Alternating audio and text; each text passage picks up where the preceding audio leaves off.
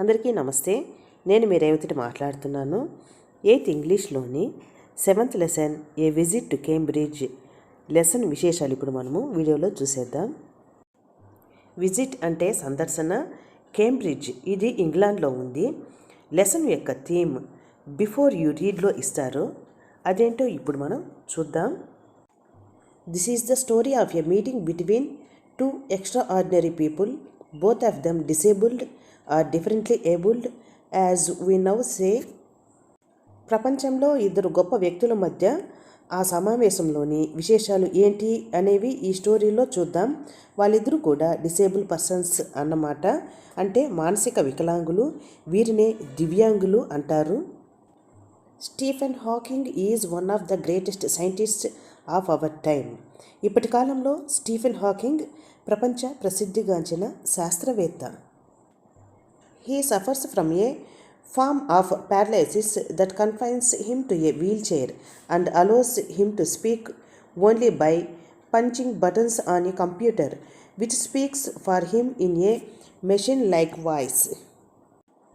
ఇతను ఒక రకమైన పక్షపాతంతో, అంటే శరీరంలో ఉన్న నాడీ వ్యవస్థ సరిగా పనిచేయక బాధపడుతూ వీల్ చైర్కు పరిమితమయ్యి మాట్లాడలేకపోవడం వలన తన ముందు అమర్చిన కంప్యూటర్ బటన్స్ను ప్రెస్ చేస్తూ ఉంటే అది మెషిన్ లైక్ వాయిస్ లాగా బయటకు వినిపిస్తుంది. Firdaus Kanga is a writer and journalist who lives and works in Mumbai. మొదటి వ్యక్తి స్టీఫెన్ హాకింగ్ అయితే రెండవ వ్యక్తి ఫిర్దౌస్ కాంగా అన్నమాట. ఇతను రచయిత, పత్రికా సంపాదకుడు. ఇతను ముంబైలో నివసిస్తూ వర్క్ చేస్తున్నాడు. Kanga was born with brittle bones that tended to break easily when he was a child. వీళ్ళిద్దరూ కూడా డిసేబుల్డ్ పర్సన్స్ కదా. బ్రిటిల్ బోన్స్ అంటే పెలుసుగా ఎముకలు విరిగిపోవడం కాంగా యొక్క పరిస్థితి. ఈ విధంగా బై బర్త్ నుండి ఇతనికి ఆ ప్రాబ్లం ఉంది. Like Hawking, Kanga moves around in a wheel chair. Like wheel chair అంటే హాకింగ్ లాగా కాంగా కూడా ఒక చక్రాల కుర్చీకి పరిమితమయ్యాడు.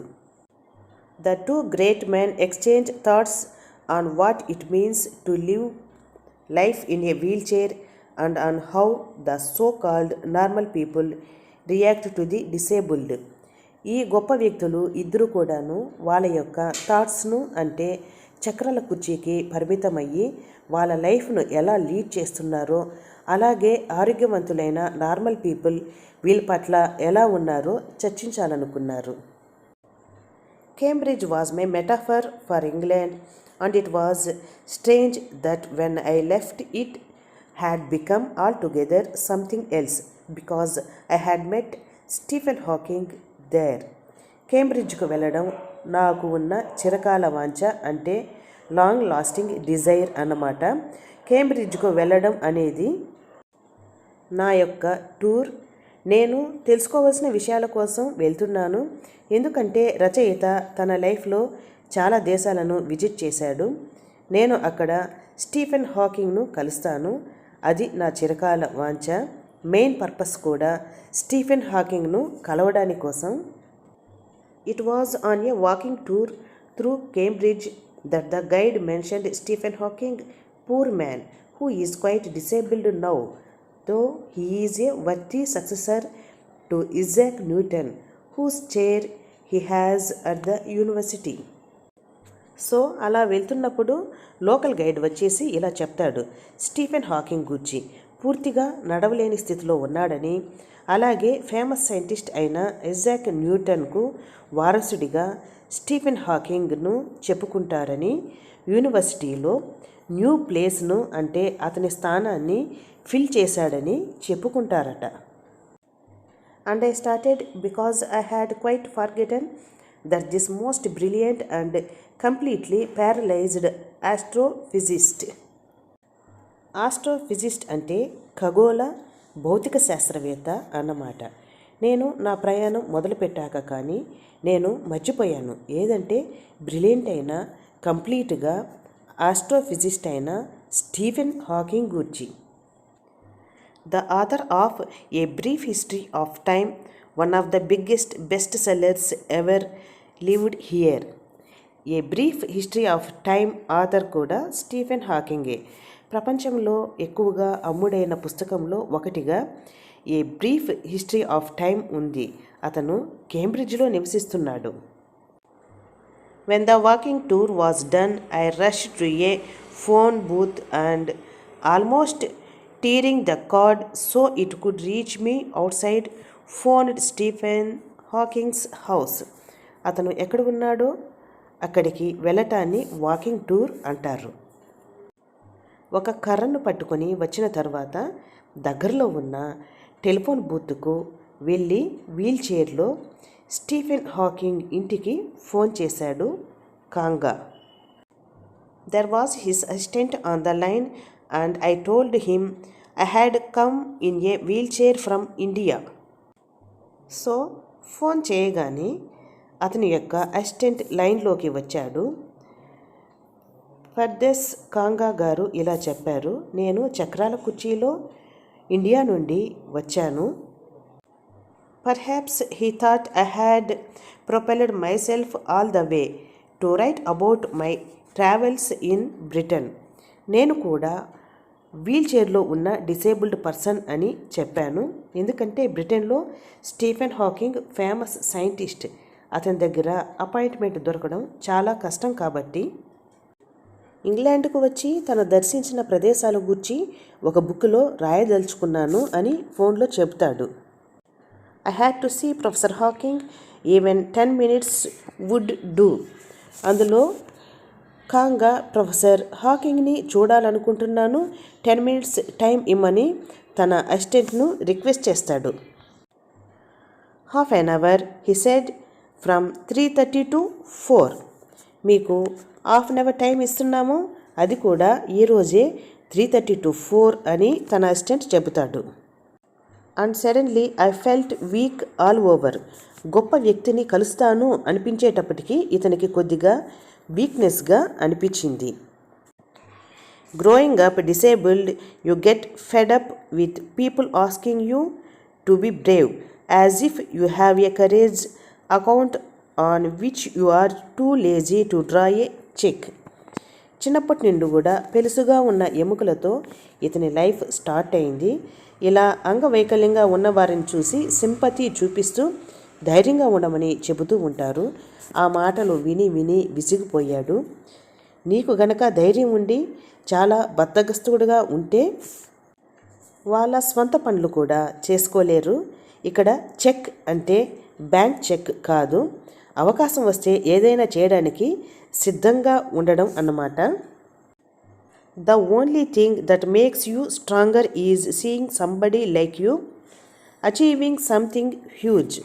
ఒకే ఒక్క విషయం ఏమంటే, మమ్మల్ని ధైర్యంగా ఉంచే విషయం ఏమంటే, తనలాగే ఉండి అంటే ఫిజికల్లీ హ్యాండిక్యాప్డ్గా ఉంటే అంటే ఏమంటే స్టీఫెన్ హాకింగ్ లాగా ప్రపంచం గర్వించదగ్గ స్థాయిలో ఉన్న వాళ్ళని చూసినప్పుడు then you know how much is possible and you reach out further than you ever thought you could. అప్పుడు మీకు తెలుస్తుంది ఎంతవరకు సాధిస్తామో చేరుకుంటామో అని.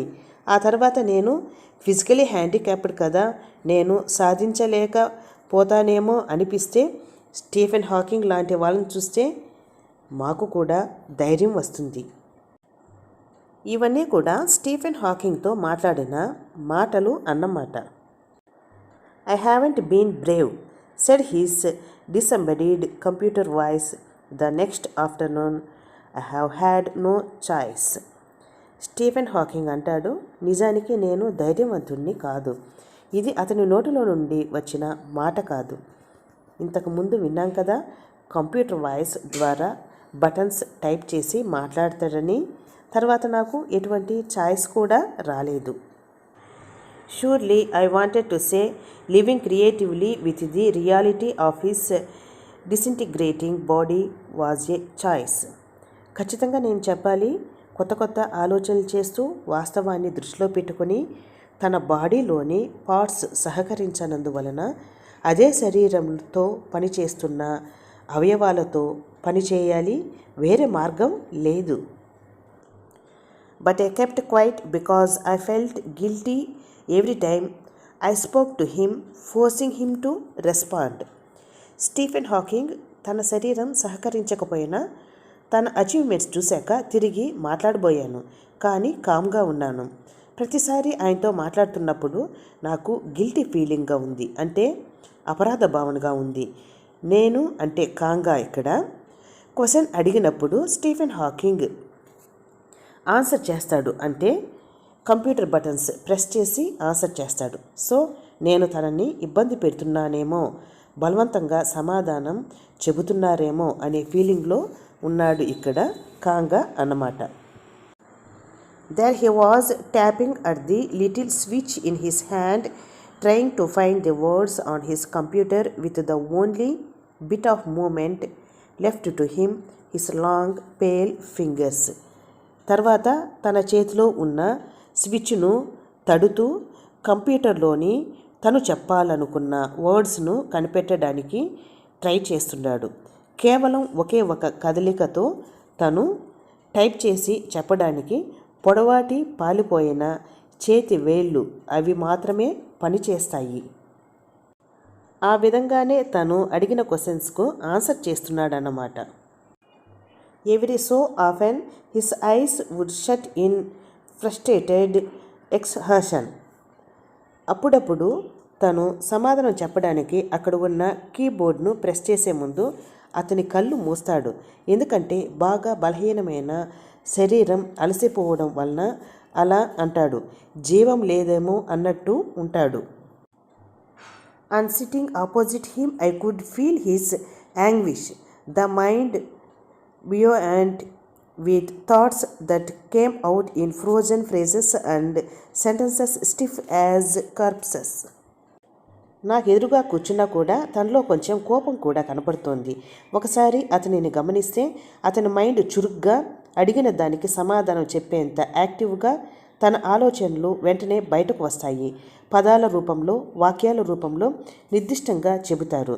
కార్ప్సెస్ అంటే డెడ్ బాడీ ఎంత స్టిఫ్గా ఉంటుందో అంతే స్టిఫ్గా అతను ఆన్సర్స్ చేస్తారు. A lot of people seem to think that disabled people are chronically unhappy, I said. చాలామంది పీపుల్స్ ఇలా అనుకుంటారు. ఇలా డిసేబుల్డ్ పర్సన్స్ సుదీర్ఘంగా అంటే చాలా కాలం అన్హ్యాపీగా ఉంటారని అనుకుంటారట అని ఫిర్దాస్ కాంగా స్టీఫెన్ హాకింగ్తో అంటారు. I know that's not true my self. నాకు తెలిసినంత వరకు ఆ స్టేట్మెంట్ ఏదైతే ఉందో అది కరెక్ట్ కాదు. Are you often laughing inside? ఆ మాట విన్నాక నువ్వు మనసులో నవ్వుకుంటావా అని స్టీఫెన్ హాకింగ్ అడుగుతాడు ఫిర్దాస్ కాంగాని. వీడియో పార్ట్ 1 అయిపోయింది. ఈ లెసన్ని 2 వీడియో పార్ట్స్గా పోస్ట్ చేస్తున్నాను. ఫస్ట్ వీడియో పార్ట్ కంప్లీట్ అయింది. వీడియో కనుక నచ్చితే తప్పకుండా లైక్ చేయండి, షేర్ చేయండి, కామెంట్ చేయండి. కొత్త వాళ్ళు అందరూ కూడా సబ్స్క్రైబ్ చేసుకోండి. మళ్ళీ వీడియోతో కలుసుకుందాం. బాయ్ అండి. Thank you for watching.